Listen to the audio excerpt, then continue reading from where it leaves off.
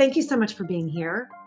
Oh, how fun. I get to be here with the two of you who I know, and I see some other friends in here. And for those I don't know, I'm so excited to meet you, and hopefully we'll stay connected after this. Absolutely. They need to For follow sure. you, and they need to show, just see all the stuff that you're doing, which we're going to showcase here. But again, more importantly, people want to know, what the heck do I do? What do I do? So you guys, Lainie is a best-selling author, international keynote speaker, all right, award-winning educator. She was actually in the room, and this is in your bio. I love this. I'm like, we're saying this. You were in the room with Steve Jobs when he introduced the iPhone. What was that like? I mean, it was just me and like a few thousand other people, but it still felt Some really close intimate. friends. It just felt like it was me and Steve, and there was just some noise around. But yeah, no, it was intense. People were like passing out. They were just like, oh my gosh. Like it was so fun. It was a great energy. Well, and also being a part of that historical moment. And I'm thinking of it now as a therapist, like all the anxiety that's causing kids right now. It's just, and adults. But it also has been very transformative in a positive way. But we're not here to talk about that. Okay. Yeah, So, although I would be happy to talk about that because I have thoughts on that and how we can make better choices. But no, yeah, let's talk about other stuff too. yeah. Well, if you weave that in, because anxiety truly is a whole, like we can do an entire summit, and maybe that's our next one, a whole summit on anxiety. I think people are probably like, yes, yes, keep that in mind. Okay. So here's another thing now. I really want to know this about you because your book is really powerful. It's about gratitude. And that actually can. I use this and I reference this when I'm working with kids who have anxiety and gratitude. But let's talk about gratitude in education. So Yes. how does intentionality of practicing gratitude, even weaving it into daily practice in the classroom, how does that influence student behavior? Oh, well, it makes a huge difference. And thank you, Josh, for holding up the book, which you wrote a beautiful vignette in, and I really appreciate that. Um, And it's so fascinating to me because I've now been like taking this deep dive on gratitude for more than 5 years. And, my degree is actually in psychology. So it's something I've always been passionate about. My family would say, like, I changed lanes without signaling, became a teacher, and then moved into other roles. But really the interesting thing to me about gratitude is that it allows us to optimize happiness, relationships, and performance. And the fact that it touches all of those things, the fact that it is something that is restorative, that it is something that is protective. And I just think that that's a really important thing, especially we've got so much going on. And I just really tried to dig in deeply, like, well, what is it we're really looking to do with gratitude? Because I think of gratitude on a spectrum. We've got simple reciprocity on one side, what we might call the social contract, being polite, which is all very, very good. And we want to do that. But what I think we really want to get to is the other side of that spectrum, and that is a grateful disposition. It's not just, I feel grateful, which is nice, but it's fleeting. I am grateful. It's where I start from. It's the lens I see the world through. And then when we do that, we're optimizing happiness, relationships, and performance. And so that's what we want to have happen in our learning communities. We want that to happen with kids. We want it to happen with peers. And we want it to happen when we go out in the world. Like, how are we interacting with the stranger that we encounter on the street or in Starbucks or wherever it is? And so these are things that are super important. And, when I was doing the research for the book, to just keep uncovering, I always say happiness, relationships, and performance, but it's like physical health is improved through practicing gratitude and having that grateful disposition. It's health, but it's mental and physical. And then it's going to nurture those relationships. And then when we practice gratitude, when we have that grateful disposition, when we're activating that gratitude, we get the serotonin and the dopamine. And that's like, hitting those learning centers activated. And we actually activate learning through practicing gratitude, which is kind of amazing. Like, that shocked me. I was not anticipating that when I was digging into what the researchers have been doing. okay, you kind of bridge my mind because Lainey, I want you to geek out because I love when you talk about the data and how how gratitude affects the brain, the neuroscience, the emotional regulation, because obviously that's going to impact our students if we have these practices embedded. So Can you geek out with us and share a little bit about that neuroscience? Yeah, sure. So one of the things, there's a lot of barriers to well-being, but the two that I think about the most often, if I'm going to geek out here, is like our negativity bias and the hedonic treadmill. So negativity bias, which I'm guessing people have heard about before, that is like it's an evolutionary adaptation that we're always on the lookout for the bad stuff because it's a threat. But the reality is most of us aren't living in a constant state of threat. Most of us, thankfully. So we have to actually retrain our brains to notice the good. And the hedonic treadmill is this idea of there's good stuff in our life and we get used to it. And so when we practice gratitude, we're really paying attention, we're noticing the good in our life, and we're not allowing ourselves to get used to it. And so when we look at, so Dr. Robert Emmons is the world's leading science of gratitude expert. He's been studying the science of gratitude for 25 plus years. Like he was one of the first. People knew from, we can look at literature, we can look at, philosophers, and we're going to see people talking about gratitude. But he was the first one to really dig in and go, no, let's do the gold standard. Let's like really dig in here and see what is happening. And so he did all these really beautiful studies. And what he'll talk about is that, we've got the hedonic treadmill, we get used to stuff. But when we practice gratitude, when we cultivate that grateful disposition, we can actually increase our set point of happiness up to 25%, which is pretty amazing because when you think about it, like if you like, I love Dan Harris has a podcast, 10% Happier, which I love that podcast. But you get from the title alone, like 10% happier would be a win. And so when we're talking about that gratitude can actually increase our set point of happiness up to 25%.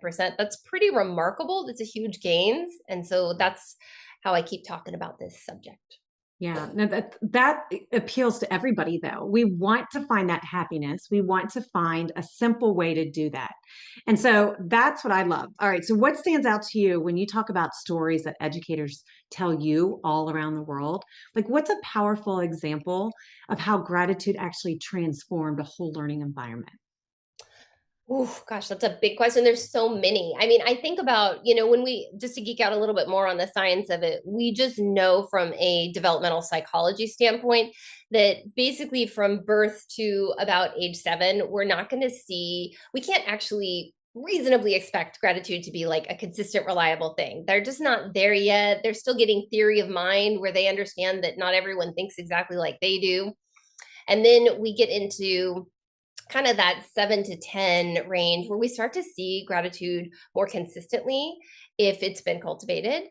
And then once we get to the adolescent age, oh my gosh, that's when we see the really, really big gains where we're going to see improved grades, improved social connections. Like we're just going to start to see all those benefits light up for those kids.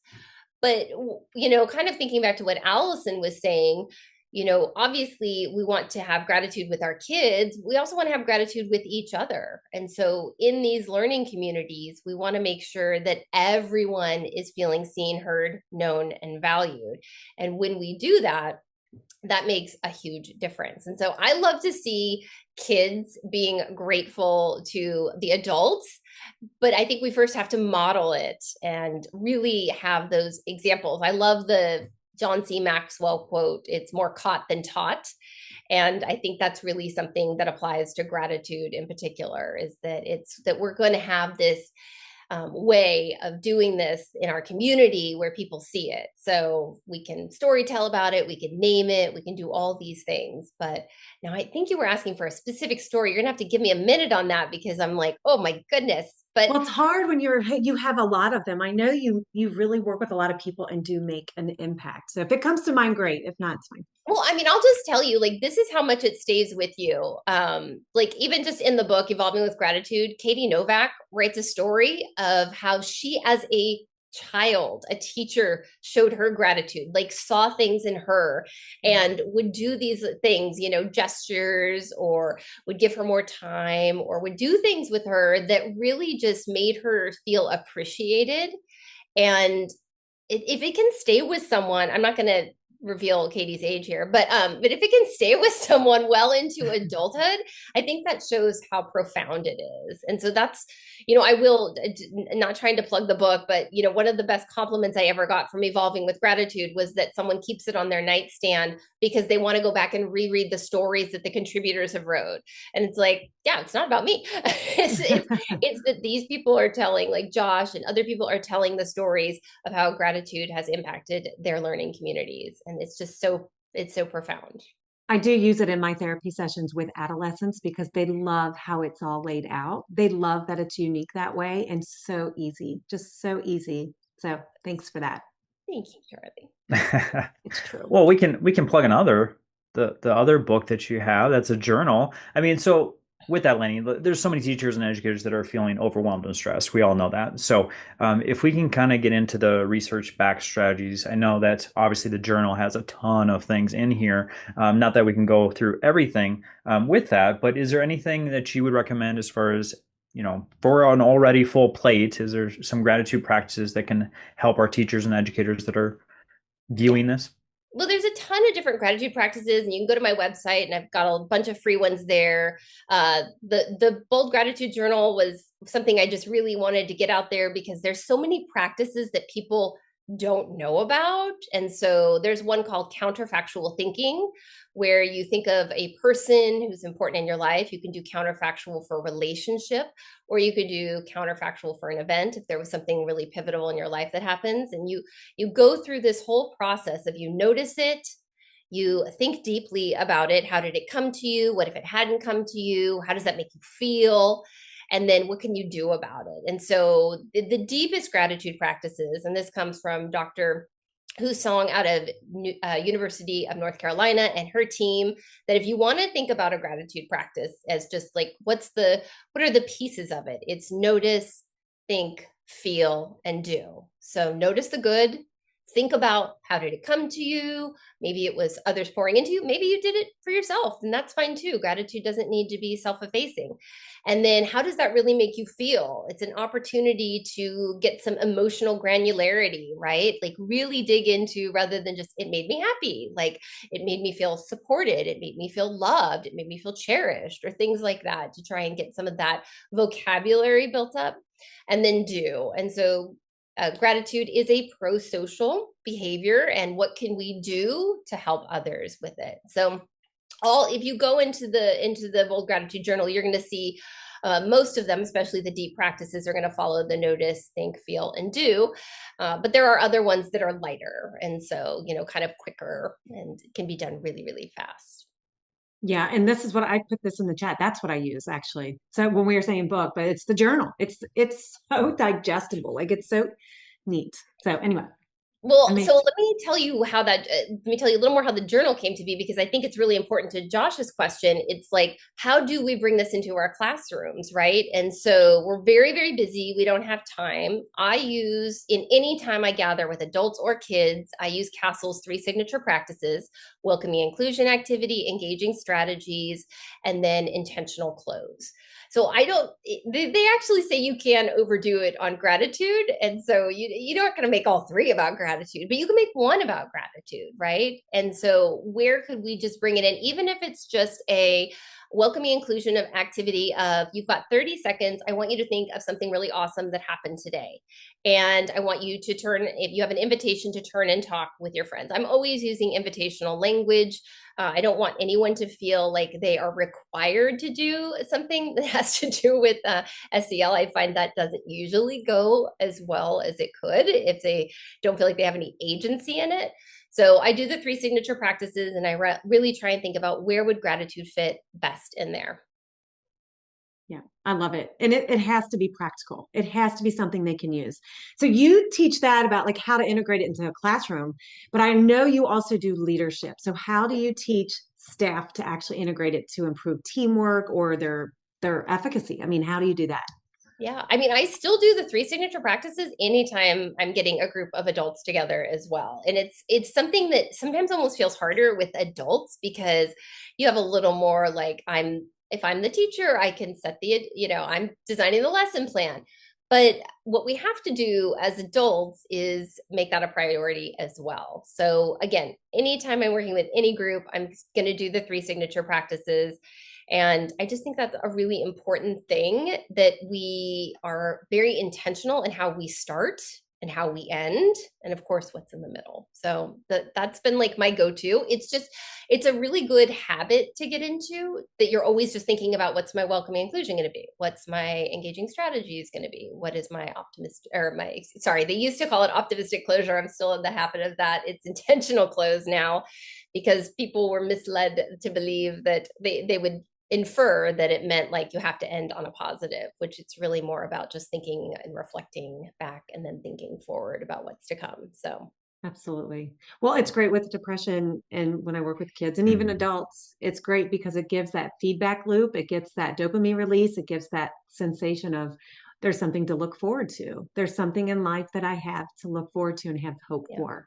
So it really can be life-saving. I mean, even when I work with kids who are and adults who are suicidal, highly suicidal, it gives Well, them. and one thing I'm thinking about, I just interviewed Dr. Tal Ben Shahar for my podcast. And one of the things that he talks a lot about is resilience 2.0, anti-fragility. And I think this is such an important thing to think about, because we hear a lot about post-traumatic stress disorder. We hear a lot about PTSD, but we don't hear as much about PTG, post-traumatic growth. And so when we understand that it is within the realm of possibility that, yes, we could go through something terrible, but it doesn't mean that we're stuck. It doesn't mean that it is determined that we will be in some state of stress or anxiety or just something really, really bad.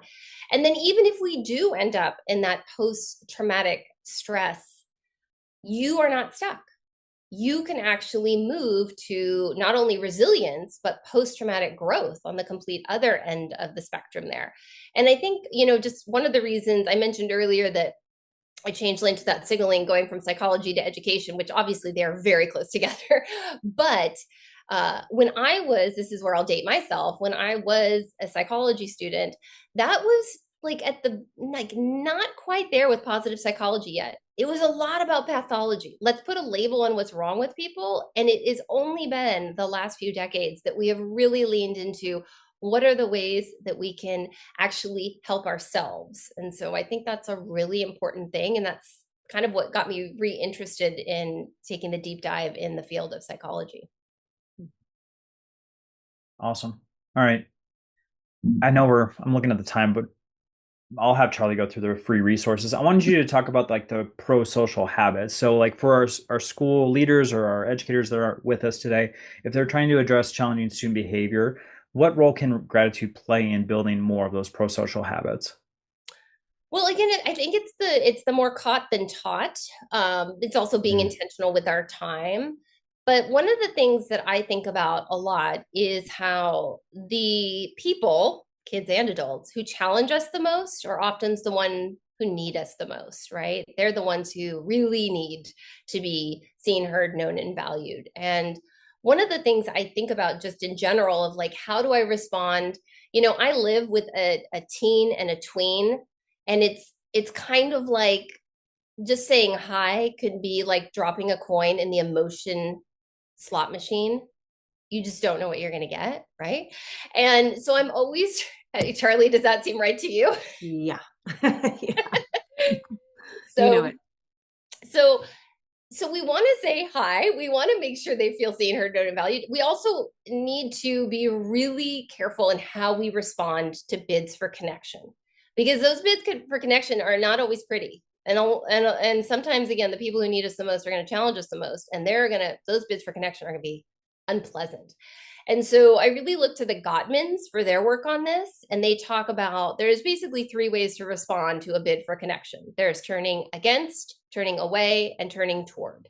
Mm-hmm. And when we respond to something, especially something undesirable, we tend to do one of those things. So turning against would be in a almost angry or, against, obviously sounds already pretty bad, right? It's like if a kid says, I don't understand this, I already explained this would be kind of like the against, like, I'm going to come at you back because I don't like the way you're talking to me or something like that. So that's tough. That's a negative response. It's painful, but it's repairable, right? It's going to jeopardize trust, but it is actually repairable. The one that scares me the most is the turn away. That's the ignore. That's to make them feel like they're invisible. And if you just like, even just saying that word invisible is like painful to me, because it's just, I don't want anyone, kid or adult, to ever feel like they are invisible. And so the turn away is potentially the most damaging. So what we want to do when kids are maybe not giving us the most desirable behavior is we can think about how to turn towards. And there's this beautiful quote. Dr. Eliza Pressman says, all feelings are welcome, all behaviors are not. It's like my favorite quote, because I think it really encapsulates, like, I am not saying you can't be upset. What I'm saying is you cannot be offensive to your peers. You can't be offensive to me. So it's acknowledging that the behavior isn't good, but it's really leaning into like, what can I do to help? Right. So that's something that I'm always kind of trying to think about, is how do I turn toward people when they're clearly trying to make a bid for a connection? Wow. That's awesome. I mean, there's just so much here and so much science behind it and so much application, but it's easy. So we just need something easy. And this is something that is clear. It's clear that it can be so powerful. Yeah. So Well, yeah, and the other one that I really, and I don't know if anyone else has already talked about it in your conversations, but I know I've talked to you two about it, is just the praise to correction ratio. Like, if you want to get upstream, like bids, responding to bids for connection, that's like when you're in the moment. But if you really want to get upstream about it, you want to be thinking about your praise to correction ratio. And so, and just to be like very clear, when I say praise, I'm not talking about vapid praise, like great job or something like that. It needs to be specific and authentic. And so I was taught, getting my psych degree, I was taught 6-1. And y'all, it is so funny. I was with a group of superintendents a couple months ago, and I shared the praise to correction ratio. And this was a small group. There was just 12 superintendents, and you could tell they were very close, very tight. And one of the superintendent goes, no, Lainie, no, no, that is not happening. Six positives? Oh, no. Like, like they were just, they could not believe, no one in the room had ever heard about the praise to correction ratio. And I was like, friends, I'm here to tell you, you might not like it, but it works. It's the most effective thing I've ever come across for actually improving behavior and also improving a relationship. And so I think we have to really think about, and of course, it's not like 20-1 or like that. We do give corrections. The whole point is continuous improvement, but we got to be thoughtful about, how to, and by the way, just to be clear, I say 6-1 because that's what I was taught in my psych program. You're going to find research that says 5-1. You'll find research that says 4-1, anywhere in there. It's just the overwhelming, noticing the good, sharing it with the person, and then being really strategic about, what do I need to give them as far as constructive feedback? What do they need to be fixing? Because it just makes sense, right? Like, if someone's just constantly hammering you with all the things you're doing wrong, like, just, they become Charlie Brown's teacher. Wah, wah, wah, I don't want to hear it. Like, I know they don't see the good in me. I don't need to take this in at all. absolutely. Absolutely. Some great comments too in the chat, you all. Great comments. And so you saw that I put this in the chat with, you've got like a variety of resources. I couldn't even name them. So I'm like, there's a whole variety there. Can you tell people what they can expect to get? Again, guys, it's totally free. Go check it out. Tell us, Lainie, what that's all about. Yeah. So well, first of all, I have a cheat sheet for the 3 signature practices. I have my favorite welcoming inclusion activities, my favorite engaging strategies, my favorite intentional closes. So that's one that's kind of fun, especially if maybe you've been doing that for a while and you're like, I need something new.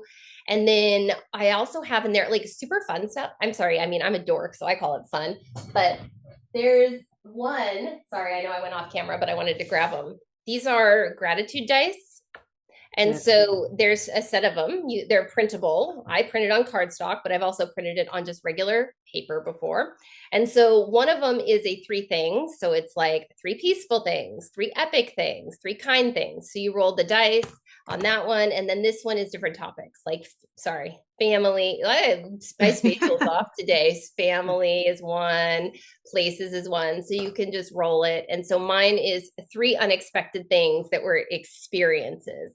So then I can talk about like, oh, I went into the grocery store and I ran into my friend and we went and grabbed coffee, or, just something like that. And so that's kind of a fun one. And I always tell people, if you don't like what came up, just roll the dice again. Who cares? We're just here to have some fun, right? So yeah.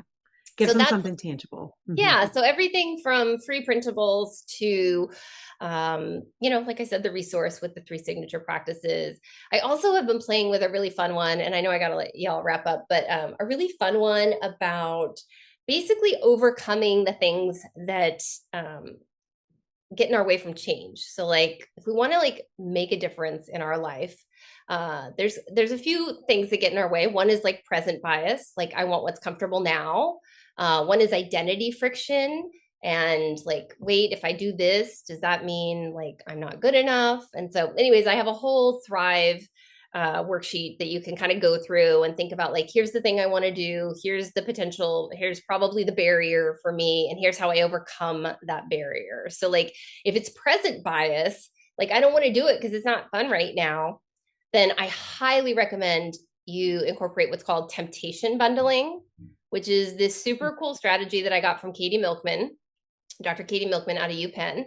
And it's basically that you take one thing you need to do and you pair it with one thing you love to do, like you can't wait to do. So I'm a big podcast nerd. I don't like to go to the gym, so I can only listen to podcasts at the gym. And that way I really want to go to the gym now, because then I get to listen to my podcast. So it's a wide range of stuff is what I'm getting at. Love it. And there's so many. Again, that's what we're trying to do, is give people strategies. These are a ton. And that is a common problem. Sorry, somebody just like rammed my door. Probably or the cat. Okay. All right. So Josh, wrap us up here, because I cannot believe it's already 6:00 our time. I know. It's Eastern crazy. All right. I gotta go get Lainie, dinner with Allison. Oh, yeah, you guys. That's right. Don't make us jealous. Good night. All right. So Lainie, will you just share real quick about your wonderful podcast, because you have just amazing guests. I feel like every time I see a guest each week, it gets even better. So will you just share about that project? Yeah, so that's been super fun. I write for Ariana Huffington's Thrive Global. So I do this partner thing where it's like I write an article and I interview someone, and it's also on the podcast. So I've gotten Angela Duckworth has been on the podcast. Well, Katie Milkman, as I mentioned, Tal Ben Shahar. Dan Pink is coming up. I'm pretty excited about that one. Some of these take a little while before I can get on their calendars, but it's well worth it. And it's just basically people who I think are at the top of their game, or have just like the most important strategies that people need to know about. And I just want to bring them to the listener/reader. So you can listen to the episode, or you can read the Thrive article, whatever works best for you. Or do both. Or do both. Yeah, really hit it. For our overachievers, yes. Yeah, exactly. Well, Lainie, you are just a bright light of positivity. I love, obviously, this topic, and hearing you geek out and nerd with us on how it benefits our brain and how it can impact our school environment. So we wanted to thank you for all the wonderful work, and then, of course, joining us here for this Solution Summit. Thanks for having me here. And it was hard for me not to ask you guys questions. This is like, I wanted to ask you guys, because you have so much That's great usually stuff. what happens in our conversations. Yeah. Wow. You're the best. Yeah, this has been great. Thank you so much, Lainie. I appreciate you so much. And I'm sure everyone else can take at least one thing away they can use tomorrow. So thanks for that. Appreciate it. Thanks, friends. Okay. Take care.